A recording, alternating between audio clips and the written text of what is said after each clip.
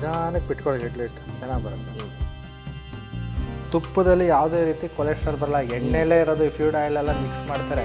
ಸ್ವಲ್ಪ ಆಲೂಗಡ್ಡೆನೆಲ್ಲ ಅದ್ರ ಮೇಲೆ ಸ್ವಲ್ಪ ಹಿಟ್ಟು ಹಾಕ್ಬೇಕು. ನೋಡಿ ಮುಚ್ಚೋಯ್ತು. ಮನುಷ್ಯನಿಗೆ 40 ml ತುಪ್ಪ ದಿನ ಬೇಕೇ ಬೇಕು ನೋಡಿ. ಅದ್ಭುತ ಸರ್. ಅದು ಸ್ಟಫ್ಡ್ ಇಡ್ಲಿ ಥರನೇ ಗೊತ್ತಾಗ್ತಾ ಇಲ್ಲ ನಿಮಗೆ ನೋಡಿ ಸರ್. ಸೂಪರಾಗಿ ಬಂದಿದೆ ನೋಡಿ. ಕಟ್ ಮಾಡಿ ತೋರಿಸಿದಾಗ ಒಳಗಡೆ ಸ್ಟಫ್ ಆಗಿದೆ. Right sir, right. ವಾರೆ ವಾ ವರ್ಡು ವಾರೆ ವಾ.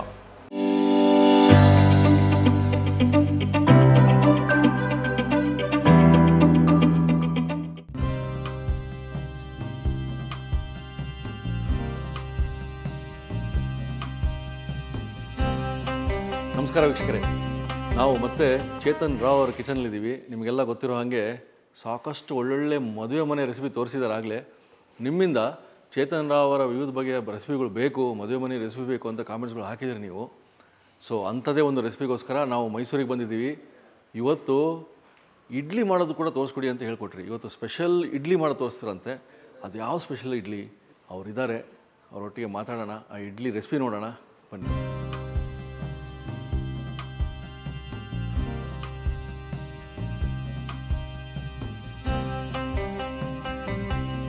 ಸರ್ ನಮಸ್ಕಾರ. ಸರ್ ನಮಸ್ಕಾರ. ತುಂಬ ದಿನ ಆಯಿತು ನಿಮಗೆ ನೋಡಿ. ವೀಕ್ಷಕರೇ, ನೀವು ಕೇಳ್ತಾ ಇದ್ರಿ ಚೇತನ್ ರಾವ್ ಅವ್ರದ್ದು ರೆಸಿಪಿಗಳು ಬೇಕು ಅಂತ. ನಾವು ಬಂದ್ಬಿಟ್ಟು ಮೈಸೂರಿಗೆ. ಅದೇ ಹೇಳ್ತಾ ಇದ್ದೆ, ಒಂದು ಲಾಸ್ಟ್ ಎಪಿಸೋಡ್ ಹೇಳಿದ್ವಿ ಇಡ್ಲಿಗೆ ಸಾಂಬಾರ್ ಎಪಿಸೋಡ್ ಆದಮೇಲೆ ಅದರೊಟ್ಟಿಗೆ ಇಡ್ಲಿ ಕೂಡ ತೋರಿಸ್ತೀನಿ ಅಂತ. ಸ್ಪೆಷಲ್ ಇಡ್ಲಿ ಅಂದ್ರೆ ಯಾವ ಸರ್ ಇಡ್ಲಿ? ಈಗ ಮಕ್ಳಿಗೆ ಇಷ್ಟ ಆಗ್ಬೇಕು. ಅಮ್ಮ ಏನಮ್ಮ ಯಾವಾಗಲೂ ಒಂದೇ ಇಡ್ಲಿ ಮಾಡ್ತೀಯಾ ನೀನು, ನಮ್ಗೊಂದು ಒಳ್ಳೆ ಇಡ್ಲಿನೇ ಇಲ್ವಲ್ಲ ಅಂತ ಮಕ್ಳಿಗೆ ಖುಷಿ ಆಗ್ಬೇಕು. ಒಂದು ಇನೋವೇಟಿವ್ ಆಗಿ ತೋರ್ಸೋಣ ಅಂತ ಅದ ಹೆಸರು ಸ್ಟಫ್ಡ್ ಇಡ್ಲಿ ಅಂತ. ಸ್ಟಫ್ಡ್ ಇಡ್ಲಿ. ಇಲ್ಲಿ ಸ್ಟಫ್ಡ್ ಇಡ್ಲಿ ಒಳಗಡೆ ಸ್ಟಫ್ ಆಗಿರುತ್ತೆ. ಆ ಮಕ್ಳು ಕೂಯ್ದ ತಕ್ಷಣ ಖುಷಿ ಆಗ್ಬಿಡ್ತಾರೆ, ಥ್ರಿಲ್ ಆಗ್ತಾರೆ. ಒಂದು ಟಿಫನ್ ಬಾಕ್ಸ್ ಅಲ್ಲಿ ತಗೊಂಡೋದ್ರು ಮಕ್ಳು ತಿನ್ನಲ್ಲ, ಹಾಕಿದ್ ಹಾಗೆ ತರ್ತಾರೆ. ಕರೆಕ್ಟ್. ಇದು ಸ್ವಲ್ಪ ಮಕ್ಕಳು ಎಲ್ರಿಗೂ ವಯಸ್ಸಾದವರು ಖುಷಿ ಪಡೋ ಅನ್ನೋದಕ್ಕೋಸ್ಕರ ಒಂದು ಸ್ಟಫ್ಡ್ ಇಡ್ಲಿ ಅನ್ನೋದನ್ನ ಇವತ್ತು ನಮ್ಮ ಬತ್ತಳಿಗೆ ಇಡ್ಲಿ ಜೊತೆಗೆ ಚಟ್ನಿ ಇರುತ್ತಾ? ಮಾಡೋಣ ಸರ್, ಅದನ್ನು ಮಾಡೋಣ ಇದೇ ಎಪಿಸೋಡಲ್ಲಿ. ಹಾಂ ಸರ್. ಓಕೆ ವೀಕ್ಷಕರೇ, ಸರ್ ಇವಾಗ 2 ಇಟ್ಕೊಂಡಿರೋ ಅಷ್ಟೇ ಇಂಗ್ರೀಡಿಯೆಂಟ್ಸು. ಏನಿಲ್ಲ ಸರ್, ಇವತ್ತೇನು ಮಾಮೂಲಿ ಸರ್. ಮಾಮೂಲಿ ಇಡ್ಲಿಗೆ ಹೇಗೆ ನಾವು ನೆನ್ಕೋತೀವಿ ಒಂದಿನ ಮುಂಚೆ, ಯಾಕಂದ್ರೆ ಸಾಮಾನ್ಯ ಇಡ್ಲಿ ಹಿಟ್ಟು ಮನೇಲಿ ಮಾಡ್ಕೋತಾರೆ. ನಮ್ದೊಂದು ಪ್ರೊಸೀಜರಲ್ಲಿ ನಿಮ್ಗೆ ಹೇಳ್ಕೊಡ್ತೀನಿ. ಸಾಮಾನ್ಯ ಒಂದು ಕಾಳು ಕೇಳಿ ಉದ್ದಿನ ಕಾಳು, ಸಾಮಾನ್ಯ ಮನೇಲಿ ಯಾವ್ದು ಉದ್ದಿನ ಬೇಳೆ ಇದ್ರೂ ನಡೆಯುತ್ತೆ. ನಾವು ಕೇಟ್ರಿಂಗ್ ಆದ್ರಿಂದ ಉದ್ದಿನ ಕಾಳು ಯೂಸ್ ಮಾಡೋದು ಜಾಸ್ತಿ. ಉದ್ದಿನ ಕಾಳು 1/4 kg, ಅರ್ಧ kg ಅಕ್ಕಿ ತರಿ. ಯಾಕಂದ್ರೆ ಅಕ್ಕಿಲು ಮಾಡ್ತಾರೆ. ಅಕ್ಕಿ ತರಿಯಲ್ಲಿ ಮಾಡಿದ್ರೆ ಸ್ಟಫ್ಡ್ ನೀಟಾಗಿ ಬರುತ್ತೆ ಇಡ್ಲಿ ಅನ್ನೋದಕ್ಕೋಸ್ಕರ ಅಕ್ಕಿ ತರಿಯಲ್ಲಿ ಇಡ್ಲಿ ಮಾಡ್ತೀವಿ. ಇವಾಗ ಏನ್ ಮಾಡೋದು ಸರ್ ಇದನ್ನ? ಇದನ್ನ ನೆನೆಸ್ಬಿಡೋಣ. ಇನ್ನೊಂದು ದಿವಸ ನೆನೆಸ್ಬಿಟ್ರೆ ಬೆಳಗ್ಗೆ ರುಬ್ಕೊಂಡು ರೆಡಿ ಇರುತ್ತೆ ಇಡ್ಲಿ ಹಿಟ್ಟು. ಓಕೆ ಓಕೆ, ತೋರ್ಸೋಣ ಸರ್. ಓಕೆ, ಹಾಗೆ ನೆನೆಸ್ಬಿಡೋಣ. ಚೆನ್ನಾಗಿ ಒಂದು 2 ಅವರ್ ನೆನೆದು ರುಬ್ಬಿಟ್ರೆ ಚೆನ್ನಾಗಿ ಬರುತ್ತೆ. ರುಬ್ಬೇಕಾದ್ರೆ ಅಕ್ಕಿ ತರಿ ನೆನೆಸ್ಬೇಕು. ಅಕ್ಕಿ ತರಿ ಮೊದಲೇ ನೆನೆಸ್ಬಾರ್ದು. Okay okay. ರುಬ್ಬೇಕಾದ್ರೆ ಅಕ್ಕಿ ತರಿ ನೆನೆಸಿ 2 ಮಿಕ್ಸ್ ಮಾಡಿ ಇಟ್ಕೊಳ್ಳೋಣ. ನೋಡಿ, ನೆನೆಸಿ ಇಡ್ಲಿ ಹಿಟ್ಟು ನೆನೆಸಕ್ಕೆ ಹೇಳಿದ್ನಲ್ಲ, ಸಾಮಾನ್ಯವಾಗಿ ಇಡ್ಲಿ ಹಿಟ್ಟು ರವೆ ಜೊತೆ ಮಿಕ್ಸ್ ಮಾಡಿ ನೆನೆಸ್ಕೊಂಡು ಅದಕ್ಕೆ ಇಡ್ಲಿ ಹಿಟ್ಟು ರುಬ್ಕೊಂಡ್ರೆ ಈ ಹಿಟ್ಟಿಗೆ ಇಡ್ಲಿ ಹಿಟ್ಟು ಈಗ ನೆನೆಸ್ಕೊಂಡಿದೆ, ರೆಡಿ ಇದೆ ಇಡ್ಲಿ ಹಿಟ್ಟು. ಓಕೆ. ಮಾಮೂಲಿ ಸಾಮಾನ್ಯವಾಗಿ ಆಲೂಗಡ್ಡೆ ಪಲ್ಯ ಮಾಡೋ ರೀತಿಯೇ ಒಂದು ಡಿಫ್ರೆಂಟಾಗಿ ಒಂದು ಸ್ಟಫ್ಡ್ ಪಲ್ಯ ಮಾಡೋಣ. ಈಗ ಏನೇನು ಅನ್ನೋದು ನಿಮ್ಗೆ ತೋರಿಸ್ಕೊಡ್ತೀನಿ. ಇಂಗ್ರೀಡಿಯೆಂಟ್ಸ್ ಹೇಳ್ಬಿಡಿ ಸರ್. ಏನು ಇಟ್ಕೊಂಡಿದ್ದೀರಾ ಅಂತ? ಸರ್ ಒಗ್ಗರಣೆಗೆ ಸಾಸಿವೆ, ಕಡಲೆಬೇಳೆ, ಉದ್ದಿನಬೇಳೆ, ಓಕೆ, ಸ್ವಲ್ಪ ಜೀರಿಗೆ, ಅರಿಶಿಣ ಪುಡಿ, ಸ್ವಲ್ಪ ಮೆಣಸಿನ್ಕಾಯಿ, ಕರಿಬೇವು, ಇಂಗು ಒಗ್ಗರಣೆಗೆ. ಅದ ನಂತರ ತುಪ್ಪ ಹಾಕಿ ಫ್ಲೇವರ್ ಮಾಡೋಣ. ಉಪ್ಪು ಮಾಮೂಲಿ ರುಚಿಗೆ. ಉಪ್ಪು, ದಪ್ಪ ಮೆಣಸಿನ್ಕಾಯಿ ಸಣ್ಣದಾಗಿ ಹೆಚ್ಚಿಟ್ಕೊಂಡಿರೋದು. ಯಾಕಂದರೆ ಸ್ಟಫ್ಡ್ ಮಾಡೋದ್ರಿಂದ ದಪ್ಪ ಹೆಚ್ಚಿಬಿಟ್ರೆ ಸ್ಟಫ್ ಮಾಡೋಕೆ ಕಷ್ಟ ಆಗ್ತದೆ. ಅದಕ್ಕೆ ಸಣ್ಣಕ್ಕೆ ಹೆಚ್ಚಿರೋ ದಪ್ಪ ಮೆಣಸಿನ್ಕಾಯಿ, ಹಸಿಮೆಣಸಿನ್ಕಾಯಿ, ಕೊತ್ತಂಬರಿ ಸೊಪ್ಪು, ಹಸಿಮೆಣಸಿನ್ಕಾಯಿ, ನಿಂಬೆಹಣ್ಣು, ಆಮೇಲೆ ಈರುಳ್ಳಿ ಸಣ್ಣದಾಗಿ ಹೆಚ್ಚಿಟ್ಕೊಂಡು. ಯಾಕಂದರೆ ಸ್ಟಫ್ಡ್ ಪಲ್ಯ ಮಾಡೋಕೆ ಸಣ್ಣದಾಗಿ ಹೆಚ್ಚಿರ್ಬೇಕು ಯಾವುದೇ ಮಾಡಿದ್ರು. ಈಗ ಆಲೂಗಡ್ಡೆನ ಹೆಚ್ಚಿ ಬೇಯಿಸಿ ಇಟ್ಕೊಂಡಿರೋದು. Okay sir. ಅವರೆಕಾಳು ಸೀಸನ್ನಿಂದ ಅವರೆಕಾಳು ಬಳಸುವ, ಅದನ್ನು ಅವರೆಕಾಳನ್ನ ಬೇಯಿಸಿದೆ. ಓಕೆ. ಕಾಯ್ತರಿ ಸ್ವಲ್ಪ ಪಲ್ಯಕ್ಕೆ ಬಡಿಸೋಕ್ಕೆ ಕಾಯ್ತರಿ. ಅದು ಅಳತೆಗಳೆಲ್ಲ ನೀವು ಮಾಡ್ತಾ ನಾನು ಹೇಳ್ಕೊಡ್ತೀನಿ. ಓಕೆ, ಶುರು ಮಾಡೋಣ. ಒಲೆ ಹಚ್ಚಿ ಶುರು ಮಾಡೋಣ ಈಗ. ಓಕೆ. ಸಾಮಾನ್ಯ ಮಕ್ಕಳಿಗೆಲ್ಲ ಇಷ್ಟ ಆಗುತ್ತೆ. ಸ್ವಲ್ಪ ತುಪ್ಪನೇ ಬಳಸೋಣ. Okay sir. ತುಪ್ಪ ತುಂಬ ಜಿಡ್ಡಿರಬಾರ್ದು ಪಲ್ಯ. 1-1.5 ಚಮಚ ಹಾಕಿದ್ರೆ ಸಾಕು. Okay sir. ಸ್ವಲ್ಪ ಕಾವು ಬಂದ ತಕ್ಷಣ ಮಸಾಲೆ ಹಾಕೋಣ. ಮಸಾಲೆಗಳೆಲ್ಲ ಹಾಕಿ. ಸ್ವಲ್ಪ ಸಾಸಿವೆ, ವಾವ್, ಎಣ್ಣೆ ಎಲ್ಲ ಸಿಡಿತಾ ಇದೆ ನೋಡಿ. ಹಾಂ ಸರ್, ಸ್ವಲ್ಪ ಸಿಡಿಲಿ. ಹಾಂ ಸರ್. ಒಂದು 3/4 ಚಮಚ ಕಡಲೆಬೇಳೆ, ಇದು 3/4 ಚಮಚ. ಒಂದು ಅರ್ಧ ಚಮಚ ಉದ್ದಿನಬೇಳೆ, ಉದ್ದಿನಬೇಳೆ. ಸ್ವಲ್ಪ ಕೆಂಪಾಗಲಿ. ಕೆಂಪಾಗಲಿ. ಓಕೆ. ಕೆಂಪಾದಮೇಲೆ ಒಂದು 1/4 ಚಮಚ ಜೀರಿಗೆ. ಎಸ್. ಓಕೆ. ನಂತರ ಕರಿಬೇವು, ಸ್ವಲ್ಪ ಒಂದು ಒಣಮೆಣಸಿನ್ಕಾಯಿ ಹೆಚ್ಚಿಟ್ಕೊಂಡಿರೋದು ಒಂದು ಬ್ಯಾಡಿಗೆ ನೋಡಿ. ಇವಾಗ ಈರುಳ್ಳಿ ಹಾಕೋಣ. ಈ ಟೈಮ್ ಈರುಳ್ಳಿ ಸಣ್ಣದಾಗಿ ಹೆಚ್ಚಿಕೊಂಡಿರೋಂಥ ಈರುಳ್ಳಿ. ಓಕೆ.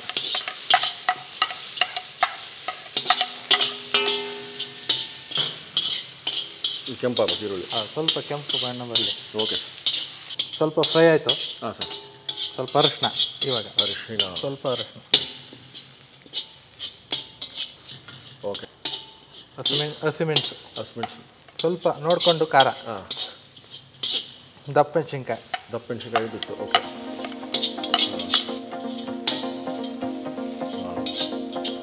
ಸ್ವಲ್ಪ ಉಪ್ಪು ಸರ್. Right sir. ರುಚಿಗೆ ತಕ್ಕಷ್ಟು ಉಪ್ಪು. ನೋಡಿ, ಅವರೆಕಾಳನ್ನ ಬೇಯಿಸಿ ಇಟ್ಕೊಂಡಿರೋದು. ಈಗ ಸೀಸನ್ ಆದ್ರಿಂದ ಅವರೆಕಾಯಿ ಚೆನ್ನಾಗಿ. ಓಕೆ. ನೋಡಿ, ಆಲೂಗಡ್ಡೆ ಹೆಚ್ಚಿ ಬೇಯಿಸಿ ಇಟ್ಕೊಂಡಿರೋದನ್ನ ಮ್ಯಾಶ್ ಮಾಡ್ಕೊಂಬ. ಓಕೆ. ಹಾಂ, ಮ್ಯಾಶ್ ಮಾಡಿ ಹಾಕೋಣ.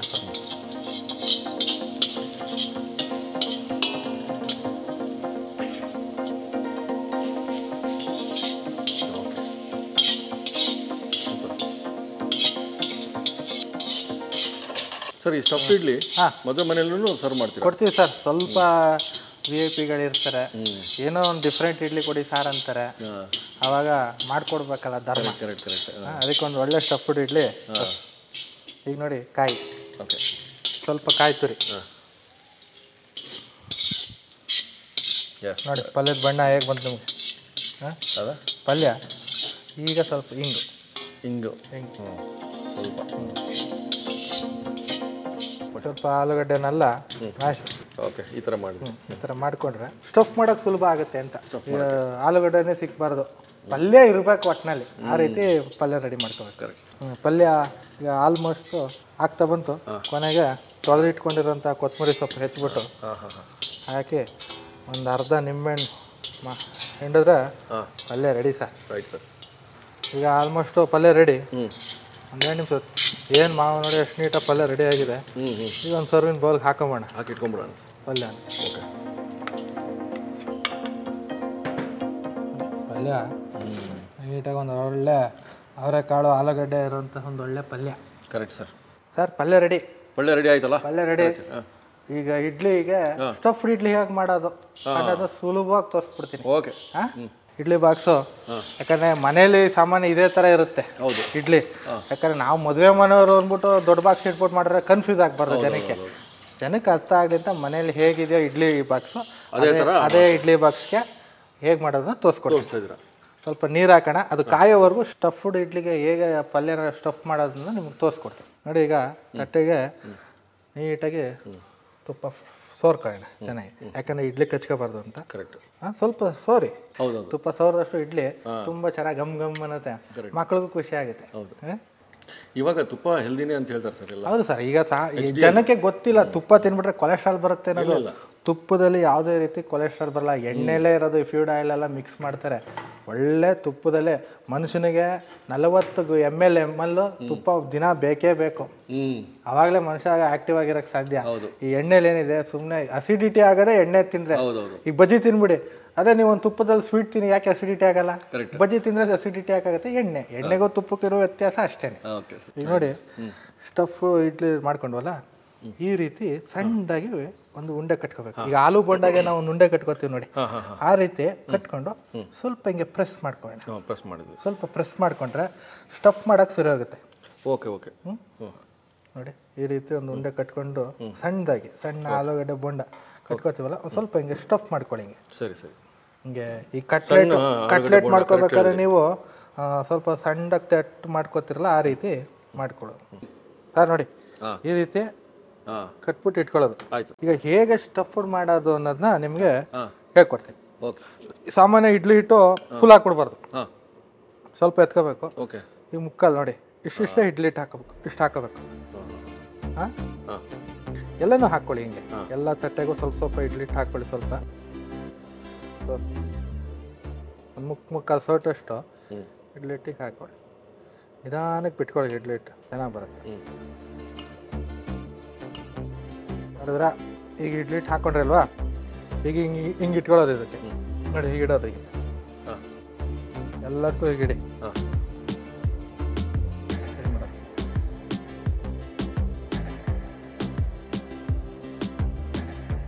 ಅದ್ರ ಮೇಲೆ ಸ್ವಲ್ಪ ಹಿಟ್ಟು ಹಾಕ್ಬೇಕು.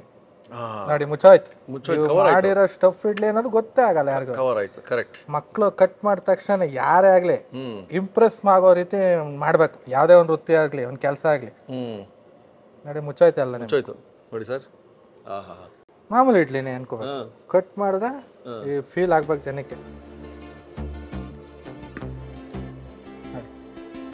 Okay super. ಮುಚ್ಚೋಯ್ತು ಕವರ್ ಮಾಡಿದ ನಂತರ ಈಗ ಬೇಯಕ್ಕೆ ಇಟ್ಕೊಂಡೆ ನೋಡಿದ್ರ. ಈಗ ಆಮೇಲೆ ನೀರು ಬದಕ್ಕೆ ಇಟ್ಬಿಟ್ಟು ಆಯ್ತು ಸರ್. ಮುಚ್ಬಿಡೋದು. ಮುಚ್ಬಿಡೋದು. ಮಾಮೂಲಿ ಒಂದು ಇಡ್ಲಿ ಬೇಯಲಿಕ್ಕೆ ಒಂದು 15 ನಿಮಿಷ ಓಕೆ ಸಾಕು, ಬೇಯ್ದು ಬಿಡಿ ಸರ್. ಸರ್ ಹೇಳಿ ಸರ್. ಇಡ್ಲಿ ಆಗೋದ್ರೊಳಗೆ ಚಟ್ನಿನೂ ತೋರಿಸ್ಬಿಡ್ತೀವಿ. ತೋರ್ಸೋಣ ಸರ್. ಯಾವ ಚಟ್ನಿ ಸರ್ ಇಡ್ಲಿಗೆ? ಅದೇ ಸಾಮಾನ್ಯ ಅವತ್ತು ಬಿಳಿ ಚಟ್ನಿ ಮಾಡೋ ಹಾಗೇನೆ ಇದುವೇ, ಆದ್ರೆ ಈ ಸ್ಟಫ್ಡ್ ಇಡ್ಲಿಗೆ ಸ್ವಲ್ಪ ಪುದೀನ ಫ್ಲೇವರ್ ಇದ್ರೆ ಚೆನ್ನಾಗಿರುತ್ತೆ. ಪುದೀನ ಫ್ಲೇವರ್ ಸ್ವಲ್ಪ ಪುದೀನ ಮುಂದೆ ಹಾಕಿ ಒಂದು ಒಳ್ಳೆ ಚಟ್ನಿ ಮಾಡೋ. ಇಂಗ್ರೀಡಿಯೆಂಟ್ಸ್ ಇಟ್ಕೊಂಡಿದ್ದೀರಾ? ಮಾಮೂಲಿ ಬಿಳಿ ತುರಿ, ತೆಂಗಿನಕಾಯಿ, ಹುರ್ಗಡ್ಲೆ, ಆಮೇಲೆ ಪುದೀನ ಹೇಳ್ದಂಗೆ ಸ್ವಲ್ಪ ಪುದೀನ ಮುಂದೆ ಇರಲಿ, ಹಸಿಮೆಣಸು, ಶುಂಠಿ, ಸ್ವಲ್ಪ ಹುಣಸೆ ಹುಳಿ, ಉಪ್ಪು, ಒಂಚೂರು ಸಕ್ಕರೆ, ಇಂಗು. ಓಕೆ, ಇಂಗು. Okay okay. ನೋಡಿ ಸ್ವಲ್ಪ ಕಾಯಿ ಫಸ್ಟ್ ಹಾಕೋದು. ಕಾಯಿ ತೊಗೊಂಡು ಸ್ವಲ್ಪ ಚಟ್ನಿಗೆ ಕಾಯಿ, ಒಂದು ಸ್ವಲ್ಪ ಹುರ್ಗಡ್ಲೆ, ಹಸಿಮೆಣಸು ಖಾರಕ್ಕೆ, ಹೇಳ್ದಂಗೆ ಸ್ವಲ್ಪ ಪುದೀನ. ಓಕೆ. ಒಂದು 2 ಹಸ್ಲು ಶುಂಠಿ ಹಾಕೊಳ್ಳಿ, ಸ್ವಲ್ಪ ರುಚಿಗೆ ತಕ್ಕಷ್ಟು ಉಪ್ಪು, ಚೂರು ಸಕ್ಕರೆ, ಲೈಟಾಗಿ ಚೂರು ಸ್ವೀಟ್ ಅಂಶ ಇಟ್ಟು ಸಾಕು. ಹುಣಸೆ ಹುಳಿ 1.5 ಸ್ಪೂನ್ ಸಾಕು. ಸ್ವಲ್ಪ ಹಿಂಗು, ಸ್ವಲ್ಪ ಚಟ್ನಿ ರುಬ್ಬಷ್ಟು ನೀರು. ಓಕೆ.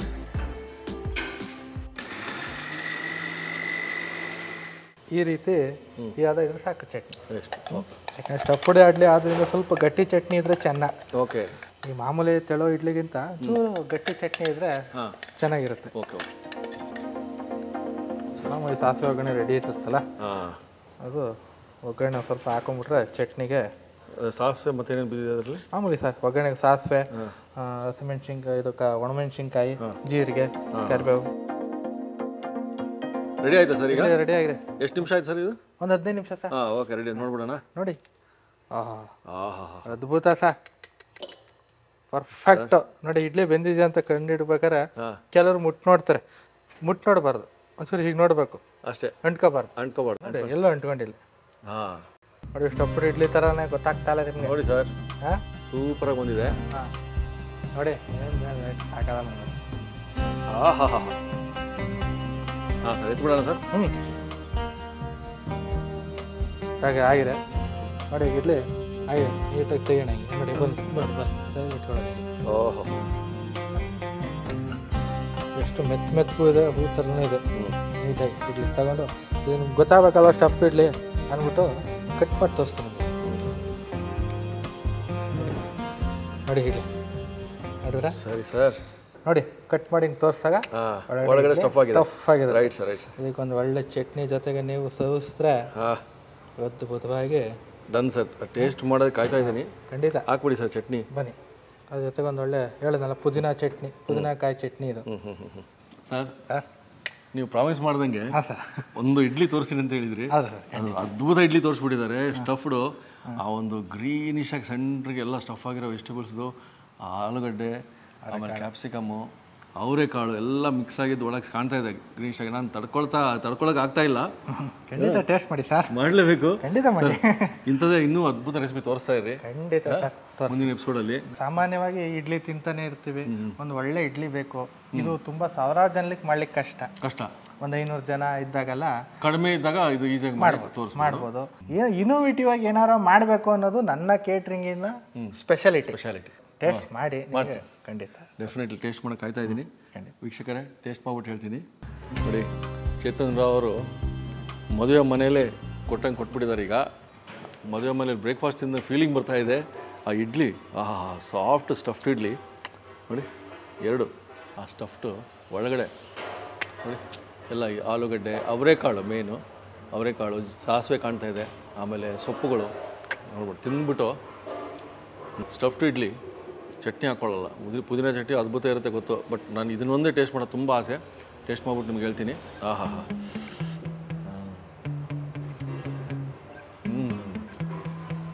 ವಾರೆ ವಾ ವರ್ಡು, ವಾರೆ ವಾ.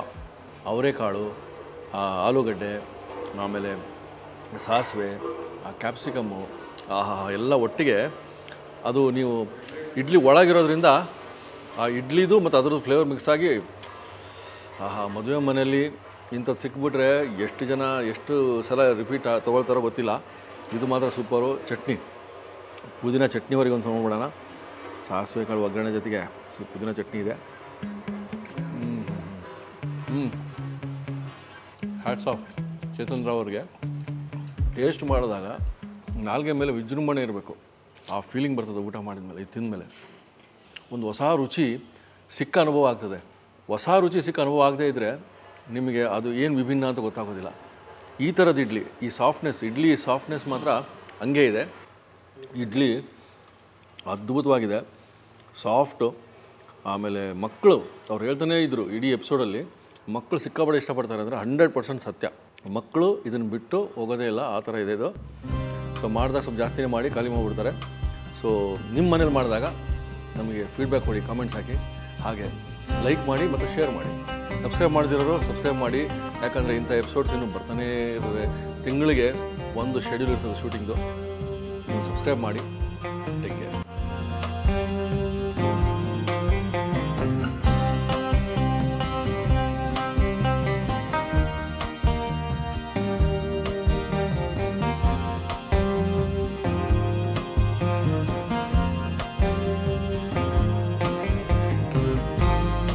ಇನ್ನೂ ಅನೇಕ ಸ್ವಾದಿಷ್ಟ ರೆಸಿಪಿಗಳಿಗಾಗಿ ಸಬ್ಸ್ಕ್ರೈಬ್ ಮಾಡುವುದನ್ನು ಮರೆಯಬೇಡಿ.